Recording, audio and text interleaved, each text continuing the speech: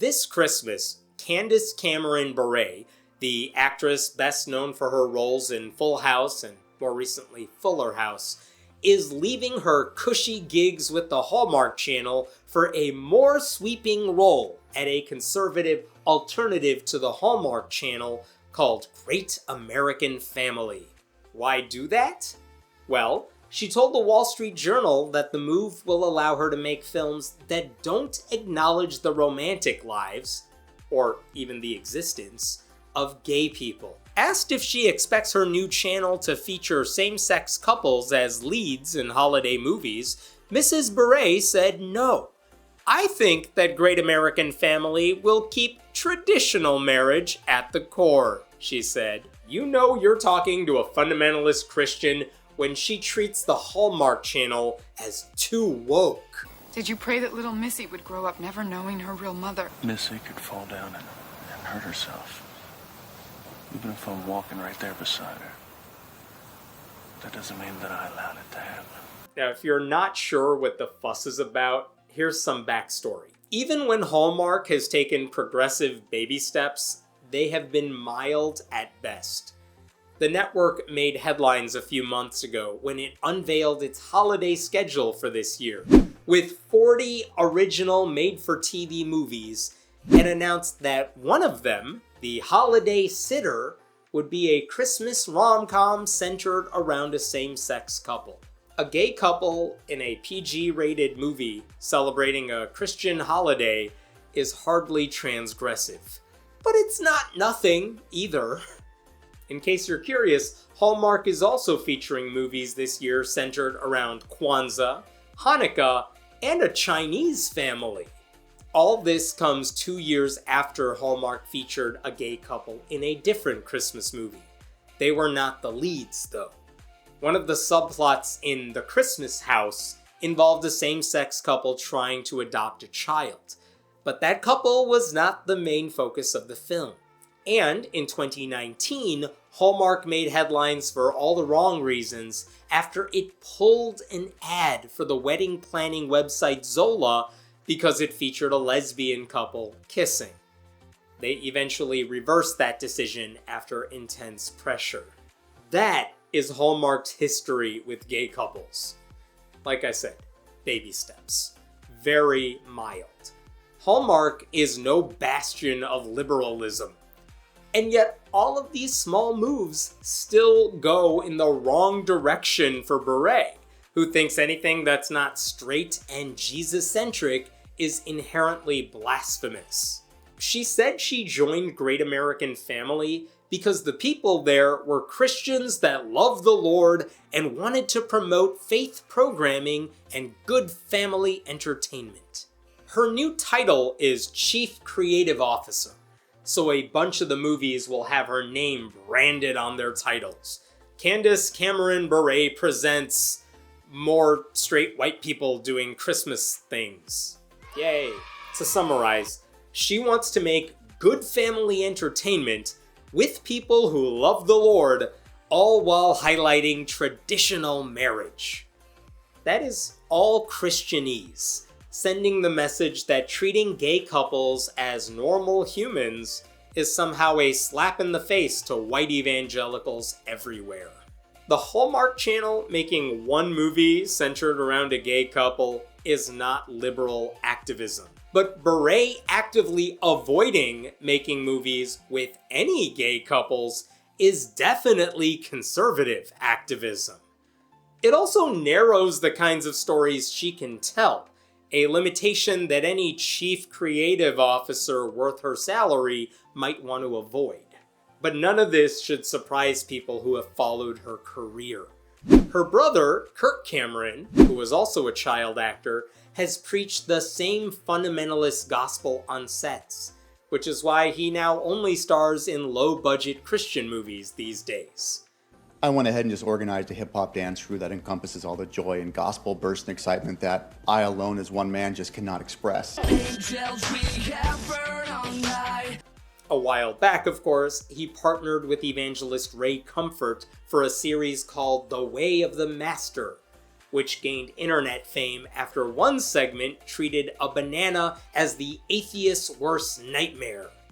It went viral. Because we know if the can is made, there must be a maker. You'll find the maker of the banana, Almighty God, has made it with a non-slip surface. And as with the soda can makers, they placed a tab at the top, so God has placed a tab at the top. Cameron also introduced the world to the crocoduck, a fictional creature he insisted had to exist if evolution were true. So here's some transitional forms. This is called the crocoduck. Can you see this? God, what a numbnut. Crocodile and a duck. Which is not how evolution works, like, at all. He's not smart, is what I'm saying. Beret said she became a Christian through her brother's encouragement, so the weirdness runs in her whole crocoducking family. To be clear, none of this should matter, since her personal life and her religious beliefs should be her business, not ours. But when she makes them our business, we get to weigh in. That's how being a celebrity works. And much like politicians who use their platforms to push their personal views on others, Beret is using her new job to push the idea that straight couples ought to be the default setting in movies, and depicting anything else means caving into peer pressure. Being a Christian to her means shoving gay couples back in the closet. They just don't exist in the cinematic Christian bubble of a universe she hopes to create. And that, I think, is why her movies will ultimately fail. It's not just that Great American Family isn't included in most cable packages and isn't streaming its content. It's that selling 10 different versions of vanilla doesn't make for a successful ice cream shop. It's that when Fox already exists, there's really no need for OAN or Newsmax. It's that Beret is trying to sell her films as more Christmassy, or at least more Christian, because they ignore the existence of same-sex couples, when Hallmark, with very few exceptions, already does that. Beret is trying to capture a small segment of an already niche audience. She sure as hell isn't trying to reach new people. I don't make movies, but I know this.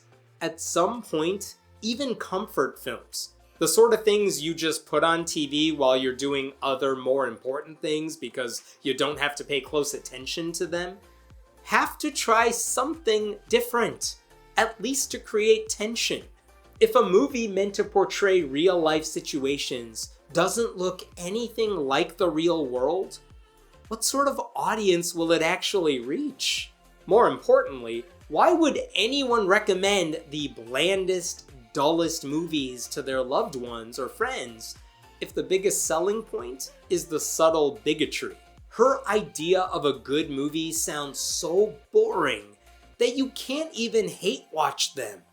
The guys at god-awful movies won't even waste their time. As you might expect, after that traditional marriage comment appeared in the Wall Street Journal, there was backlash against Beret. She responded, predictably, by acting like she was a victim of Christian persecution. Here, let me do a reenactment for you. Maybe she'll cast me in her next movie. It absolutely breaks my heart that anyone would ever think I intentionally would want to offend and hurt anyone. It saddens me that the media is often seeking to divide us, even around a subject as comforting and merry as Christmas movies. But given the toxic climate in our culture right now, I shouldn't be surprised. We need Christmas more than ever. To the members of the media responsible for using this opportunity to fan flames of conflict and hate, I have a simple message. I love you anyway. To those who hate what I value and who are attacking me online, I love you. To those who have tried to assassinate my character, I love you. to everyone reading this of any race, creed, sexuality, or political party, including those who have tried to bully me with name-calling, I love you. You're welcome, America. Hire me for all your acting needs. Listen, the media didn't divide us. They quoted her accurately. She and her fellow Christian bigots are a large part of the reason there is a toxic climate in our culture. No one tried to assassinate her character. They criticized her beliefs fairly, and her love is not reciprocated because we all know she doesn't actually mean it. If she had her way, LGBTQ people wouldn't have any rights at all. If liberals treated Christians the way she treats gay people, maybe she would have a point. But we don't, so she doesn't. None of this will stop her, though. She will oversee the most boring films imaginable for an audience that is far smaller than she's used to getting. She's creating movies for a Christian bubble within another Christian bubble. And when the poor ratings come in, she will inevitably cry foul and blame everyone but herself. We've seen this playbook before, because much like her movies, even her complaints are not original.